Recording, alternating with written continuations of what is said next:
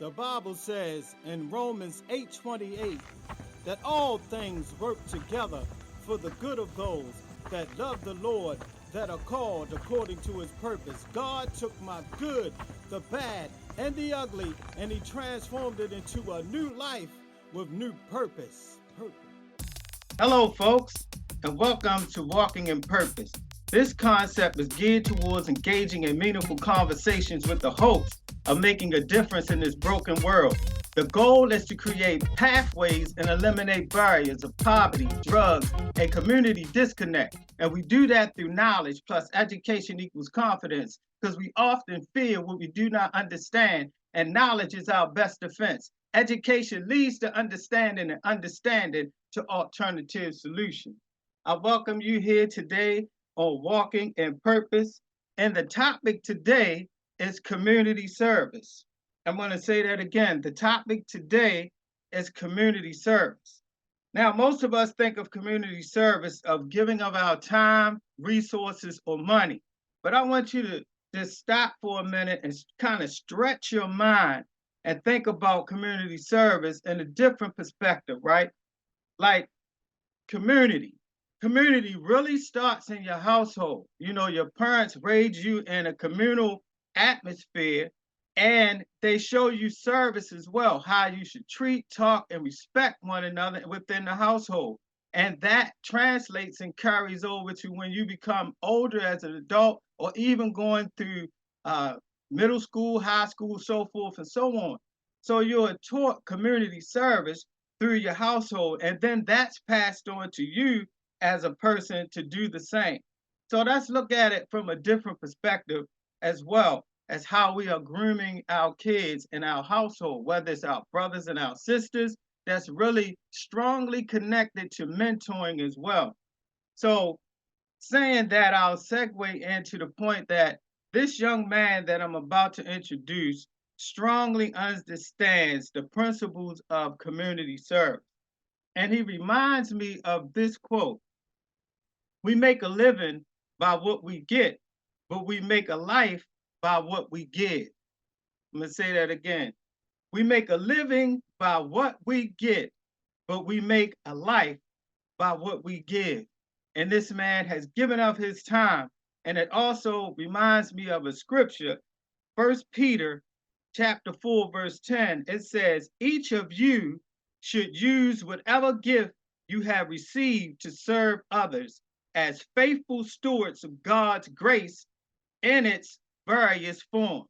I'm going to say that again. First Peter chapter 4, verse 10 says, each of you should use whatever gift you have received to serve others as faithful stewards of God's grace in its various forms. So each one of us have different forms of gifts that God has given us. Now we could choose to sit on them or we could choose to do something with them. But the latter part of that is what God created us for. So community services starts with us in the household and it translates into the community. And I would beseech you to do something with the gifts that God has given you. And that's what this young man has done. But before we bring him to the floor, I want to give you a little bit of background about who this young man is. Hafis is a rising fourth year medical student at George Washington University School of Medicine and Health Science.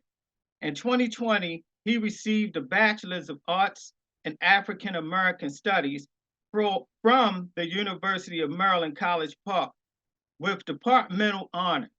During his time at the University of Maryland, he participated in numerous programs and initiatives that exposed him to work in underserved communities. As a rising sophomore, he was an MCH Learn intern at Kennedy Craig Institute and was placed at the Associates of University Centers on Disability. During his internships, he conducted a research evaluation of the public health team at the AUCD and a program aimed at increasing healthy eating habits among people with disabilities. He was also awarded a Summer Scholar Research Grant from the College of Behavioral and Social Science to conduct research for his senior thesis on the relationships between obesity-related behaviors, race-related stress, and immigrant status outside of the classroom. He also was able to spend 3 years mentoring and tutoring incarcerated men at the Howard County Detention Center. And that is where me and Hafis made a connection. About 2017, this young man came on the scene and he really made an indelible impact, not just on me, but also of the people that are housed at Howard County Detention Center. Now he came alongside me. I am the educational coordinator, and he came as a tutor, volunteering his time from the local college that we mentioned earlier in his bio. But Hafiz came in and he taught on the skill set level for the GED, which is math, science, social studies, and literature arts. And I watched this man impact lives and also understood that those people had a great potential within them. A lot of people look at incarcerated people sideways or from a different perspective, but Hafiz treated them with humanity and dignity. And he watched these men grow. And they had such a strong, smart educational background from him depositing what he had learned in the colleges. But outside of that, Hafiz not only um, donated or had his service of time with me, he also did many other things.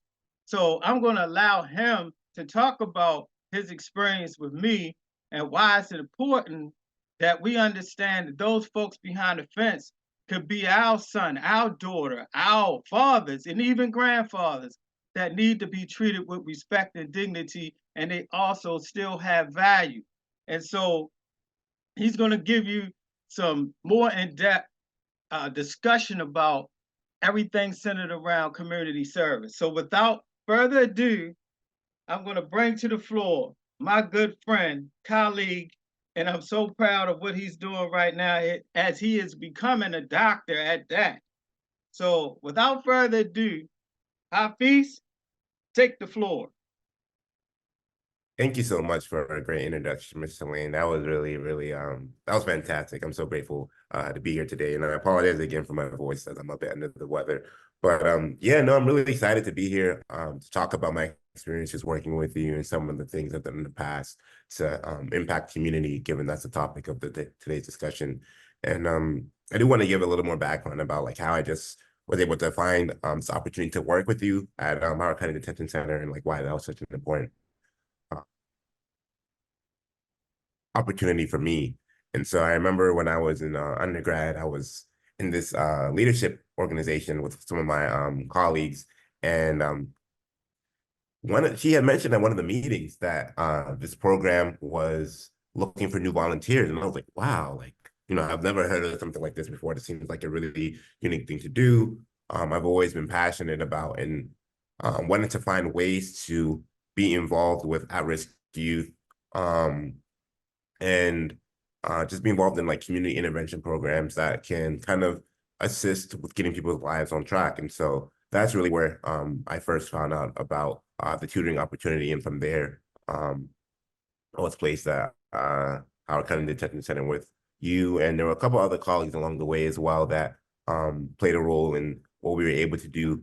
But yeah, really working at Howard County Detention Center was really, I remember one of the first things I just realized when I went through the process of like orientation and arriving the first time is just how there's a very specific process to how you can enter the facility. You can't just come to the detention center looking like anyhow. You really have to be making sure your business casual at the bare minimum. You're not allowed to wear graphic t-shirts. Have to make sure that you are wearing the appropriate pants. And I think the thing that like really stood out to me with just like even the process of entering the facility, you can only come in, at least visitors, you can only come in through one entrance, and there's somebody that mans the entrance at all times, has to open the door, and he only opens the door in the context of when other people are coming in and leaving. Typically, he's not going to open the door for you if you're just like one or two people typically. And it's really surreal, going through the doors because it's a metal gate. So it's like 30 seconds to open.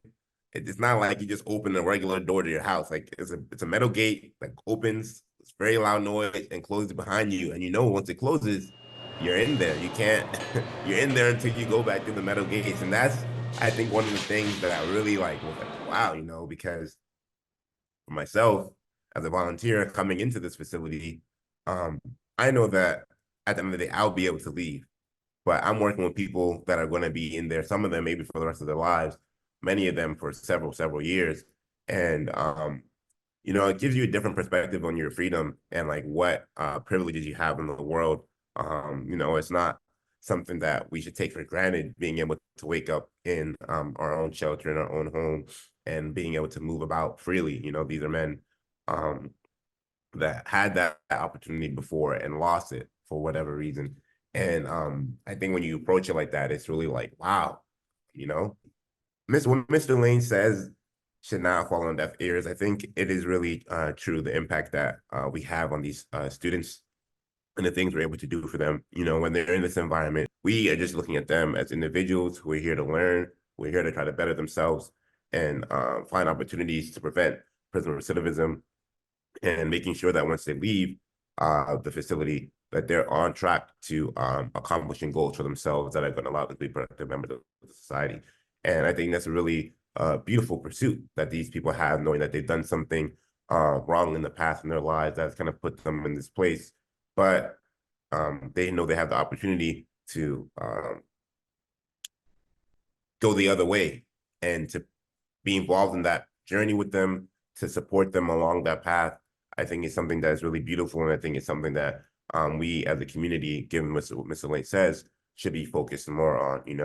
How are we going to make sure that people, when they are leaving these environments, they're not going to become victim of their environments again, and that we are giving them the skill set to be successful, however that may be. And I remember one of the people that stood out to me as well when I was working with Mr. Lane was a young gentleman. He was Latino. And I remember like working with him, and the guy was younger than me. I don't even think he didn't finish high school yet. And I was, at the time when I was in the program, I think it was like a junior. So I'm not even 21 yet. I'm only 20. And here I am working with this guy who might be like 17. And I was like, wow, like, you don't really think, you don't appreciate that these things happen across a spectrum of ages. And this is a guy who's barely started his life yet, and he's already down a path that could just derail him forever. And yeah, it really just gives you pause, and can be frustrating at times to see that this is where people have gone themselves. But that's when it comes back to like your purpose and what you want for these people, and what you are trying to like help them to visualize. And you hope that, in working with them, and they see like, oh wow, you're like a college student, that's so great. Like, I wish I would have went to college, or I wish I would have done this and done that. And that's when you can give them the opportunity to say like, maybe you may not be in college right now, but there are still avenues for you to still get an education, to still, get yourself in a path that is gonna be fruitful for you, So that was one of the other things that stuck out for me, working with Mr. Lane and at the detention center. And I think the students typically were really, really appreciative of just the time that we were able to spend with them. And Mr. Lane also does a good job as well, because he vets the students we work with ahead of time. So you're not getting people that are just trying to like be there to waste time, or are not invested in what we're doing. He makes sure like, okay, what do you want to, why are you here? What do you want to get out of this experience? And how can we best help you? And I think that showed dividends, because we give homework to the students. We give them things to do to be occupied. And many of them, I've had some of them that did their homework twice, because, we only see them once a week. They're like, wow, like, this wasn't enough for me. I needed to get more done so that I could keep myself occupied and find myself things to do to stay out of trouble. So it's stuff like that that really encourages you. really shows that you are making a difference in these people's lives, and that they are appreciative of what you're doing for them. So that's some of the things that I was able to do with the detention center, and why I was really grateful for that experience. And I've been there for just over 3 years, and I really enjoyed every minute of it. Even when we had to transition to virtual during COVID, Mr. Lane took on a lot of heavy lifting to make sure that we were still able to perform classes for the students and just teach them from whatever environment that we're in. So it was really, really great working with him. Awesome. Wow. Yeah, you just brought back some really good memories, Hafis, especially about when we had to transition from in person to virtual because of the pandemic, right? And having to set up a platform and gather some of the other tutors alongside with you to keep the program going and still impact lives. And even during that time, we were able to get at least 4 or 5 individuals that actually took the GED and passed. So that was a great feat to see these young men, like you said, young men as young as 17 to about 20 years old. I have yet to run across any older gentlemen. It's more or less the young people, and that's why we need to make an impact on their lives by us being able to serve them in such a way to show them that they have value in their lives. So, Hafiz, I'm so proud of you, man. I'm glad that we are staying connected. And we're about to transition to something else that we were talking about offline, but Hafiz is going to also be a part of a new mentoring group that I'm starting, and it's called What's Going On. So that will also allow us to make an indelible impact in the community. Hafiz, I just want you to mention about where your journey or your pathway is going, because I'm so proud of you, right? Like he has worked for me for 3.5 years, as he has mentioned, and we're still connected. But this young man is on the pathway to becoming a doctor, and I'm so proud of him. And even though he's going in that, his life is going in that trajectory, he still is not forgetting about community service, and he's staying connected to me. And I just want to give you a pat on the back award for that, young man. I'm really super, super proud of you. So just mention that a little bit about where you at now and what is the end goal. Hafiz? Yeah, so right now I'm a medical student at George Washington University School of Medicine and Health Sciences. I'm a rising fourth year student. Just finished the all the core curriculum for my 3rd year. So right now I'm in my electives. I'm actually on a gastroenterology elective, and after that I will have a couple of months to study for my board exam, step 2. And then after that I'll be participating in some more graduation requirements, or some more classes they have to, or well, rotations they have to go through, like internal medicine, a few more things after that. But I graduate next May. And if you guys are familiar with the match process as well, where students find out where they're going to be going to residency for the next few years of their lives, or 3 to 7 years, I should say. That's going to be in March. And right now, the goal for me, I believe, is I'm interested in gastroenterology. I think that's what I want to pursue as a long-term career and specialty.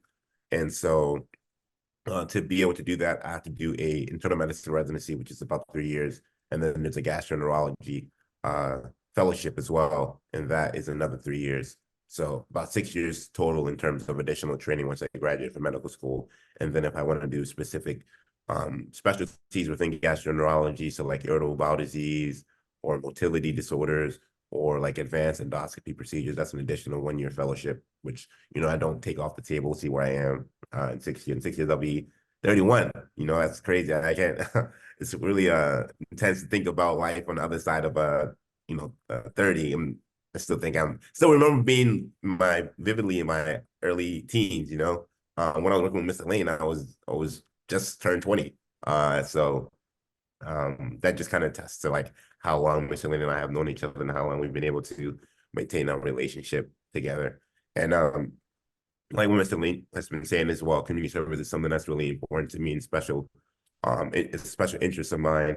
And, given where I go to medical school, it's kind of difficult to make that commute from DC to Baltimore on a regular basis to be participating in tutoring. But that, didn't deter myself from, continuing to maintain a relationship with Mr. Lane and being able to be involved in discussions like this and just keeping each other involved in one another's lives. And so, given my passion and interest for working with underserved youth and incarcerated populations as well, and now I'm getting involved in a new a volunteer opportunity that was kind of came across the table in my school.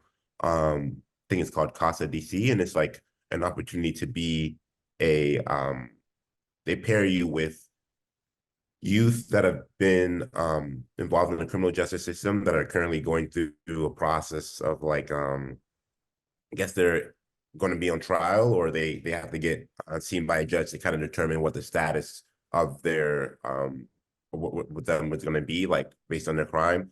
And so you just are like a court appointed advocate, I believe is the word, and you work with them over a period of time. You share your findings with the judge, let them know like, okay, this is what I got from working with this child or this person. This is what they kind of revealed to me about their character, and it's an opportunity for the judge to see another aspect, another lens about this person's character, and take that into the fullness of their decision making when they decide what they're going to, sentence the child to. And that's like another way for me again to be involved in community intervention programs. I really help target youth when they're vulnerable.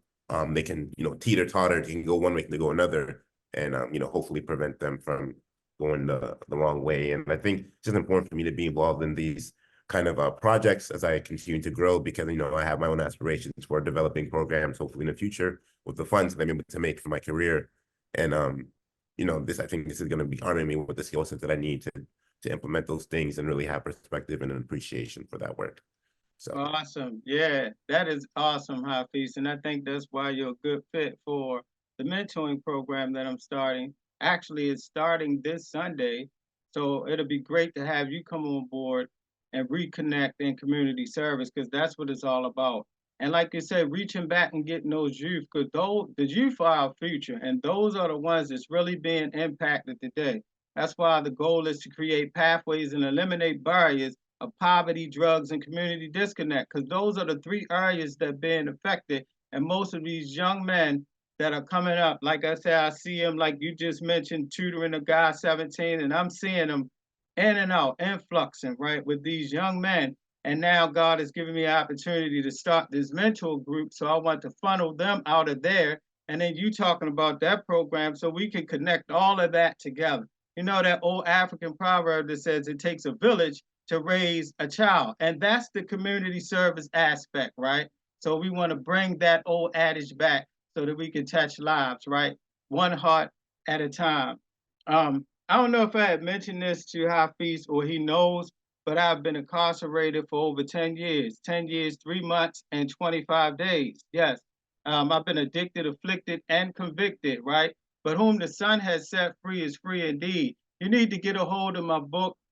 It's called Release, and it talks about my journey. I never mentioned this to Hafis, but I was a former offender, and this is where my passion came from, to give back, because I've been in those situations that the individuals had the opportunity to tutor, and people like yourself looked out for me, and now it was time to look out for them. So he looked surprised when I said that, because I don't know if I ever mentioned that to him, but now you know why I did what I did and had the passion that I have for this. So I always end with saying one thing, but I want to say this quote before that. And it's helping one person may not change the world, but it'll change the world for one person. So folks, I'm going to end with God bless you and your household, and we'll see you here next time in Walking in Purpose. All things work together for the good of those that are called according to his purpose. All things work together for the good of